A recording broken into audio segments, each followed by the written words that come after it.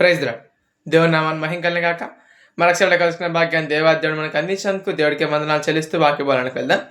ఈ దినం ముందు మనం వాక్యంలో ఏం ధ్యానించుకోబోతున్నామంటే, మనం కానీ పత్రికల్లో ఉన్న వాక్యాలు కానీ మనం నీట్గా ధ్యానించినట్లయితే అనేకమైన మాటలు పౌలు భక్తుల ద్వారా దేవుడు మనతో మాట్లాడాడు.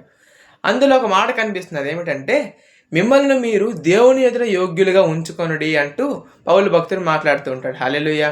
మనం అందరము కూడా ఎవరి కంటిలో మనం యోగ్యంగా కనిపించాల్సిన అవసరం లేదు. మన బంధువుల దృష్టిలో కావచ్చు, ఇతరులు మనల్ని రోడ్లో అనేక మంది చూస్తూ ఉంటారు. వాళ్ళందరి ఎదురు కూడా మనం యోగ్యంగా ఉండాల్సిన అవసరం లేదు. కానీ దేవుని ఎదురు మనం యోగ్యంగా ఉంటే వాళ్ళందరికీ ఆటోమేటిక్గా మనం యోగ్యంగా కనబడగలుగుతాం. ఎందుకంటే ఒక్కొక్క మనిషికి ఒక డిఫరెంట్ ఆలోచన విధానం ఉంటుంది.